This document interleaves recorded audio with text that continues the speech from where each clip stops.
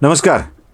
खूप वर्षापूर्वी भारतामध्ये चीनचे राष्ट्रपती आले होते, शी जिनपिंग.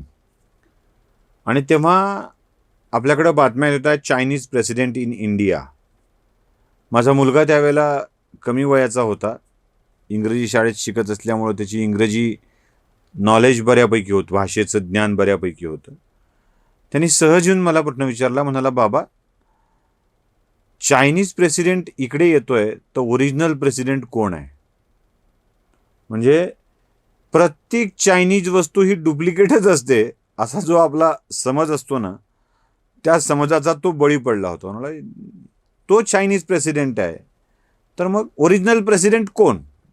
त्याला सांगावं लागलं की बाबा, चायना या ओरिजिनल देशाचा ओरिजिनल राष्ट्राध्यक्ष शी जिनपिंग आहे आणि तो आपल्याकडे येतो आहे. चायनीज प्रेसिडेंट म्हणजे कोणी डुप्लिकेट प्रेसिडेंट पाठवला जात नाही.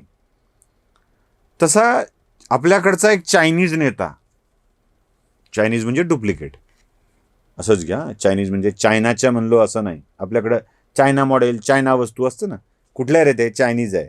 मोबाईल कोणता आहे? डुप्लिकेट आहे, चायनीज आहे म्हणतो, चायना मॉडेल आहे. आपल्याकडे असे बरेच चायना मॉडेल मोबाईल आले होते बघा भारतामध्ये सुरुवातीच्या काळामध्ये.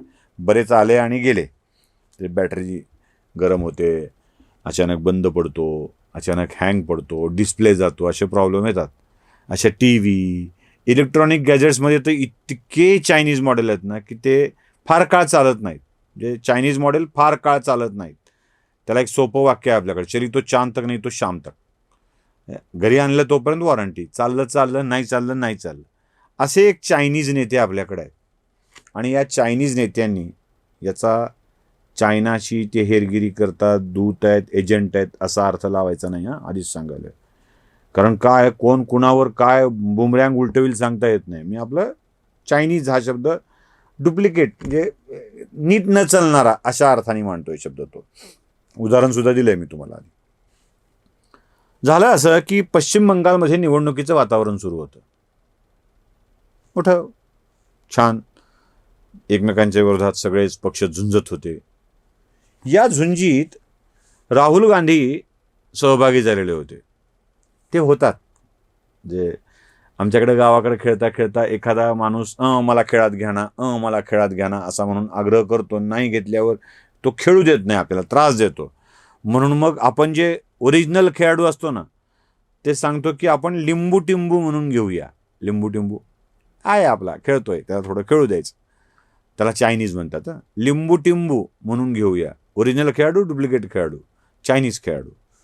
तर ते तशी लिंबू टिंबू खेळायला राहुल गांधी बंगालमध्ये गेले होते. म्हणजे खरी लढाई ही मोदी, ममता, लेफ्ट अशी होती. राहुल गांधी आपल्यामध्ये आहेत, सहभागी आहेत. चला, हम भी है मैदान में म्हणून ते होते.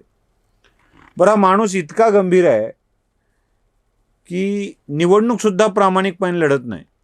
म्हणजे याची भाषणं काय, तर पश्चिम बंगालमध्ये ममता बॅनर्जीनीच भाजपाला चान्स दिलेला आहे, भाजप जिंकणार आहे. अरे काय, म्हणजे आपण जिंकणार आहोत तर म्हणणं तोपर्यंत नाही, तसं नाही. ममता बॅनर्जीमुळेच भाजप जिंकतोय असं सांगून भाजप जिंकणार आहे हेही सांगून टाकलं, ममता हारणार आहे हेही सांगून टाकलं, आपण तर जिंकणारच नाहीत हे सांगितलं. यामुळं या चायनीज नेत्याची पराभवाची 100री होणार आहे. पराभवाची 100री. बरं, ही निवडणुकीची रणधुमाळी सुरू असताना हा बाबा अचानक उठला. हा कुठं काही करू शकतो. म्हणजे हे जाऊन अचानक थायलंड, मलेशिया, इटली कुठेही जाऊ शकतात. तसा हा बाबा अचानक उठला आणि सरळ गाठलं अंदमान निकोबार बेट. निवडणूक चालू आहे, तुमचा पक्ष निवडणूक लढतोय, तुमच्या माणसांना तुमच्या बळाची गरज आहे. अशा वेळी प्रचार अर्धवट सोडून थेट अंदमानात जाणे, काय काय प्रॉब्लेम असेल हो वाईट? आम्ही शोधण्याचा प्रयत्न केला तेव्हा त्यांच्या पक्षाच्या ट्विटर हँडलवर हे सांगणारा एक व्हिडिओ दिसला. तो जशाच तसा तुम्हाला दाखवतो बघा. How are you? I'm good. Nice meeting you. We're very honored to have you here. सुनने आया हूँ, इतना बोलने नहीं आया हूँ, समझने आया हूँ कि यहाँ क्या हो रहा है. How are you? क्या नाम है? सिमरन. बड़ी सुंदर लग रही हैं आज आप. रोकने की तो पूरी कोशिश हुई, पता नहीं आपको मालूम है या नहीं, मगर परमिशन नहीं दे रहे थे, अलग अलग बहाने बनाए, मगर मैं आ गया और अब अच्छा लग रहा है कि मैं आपके बीच में हूँ और मेरी पूरी कोशिश होगी कि मैं आप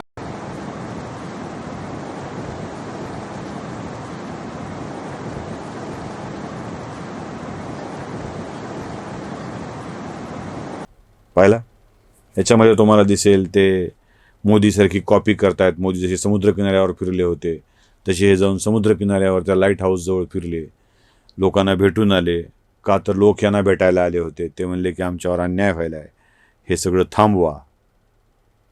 आता काय अन्याय आणि काय प्रकार आहे ते सांगतो. निकोबार बेटांमध्ये भारत ग्रेट निकोबार योजना सुरू करत आहे. एक मोठी योजना आहे ग्रेट निकोबार.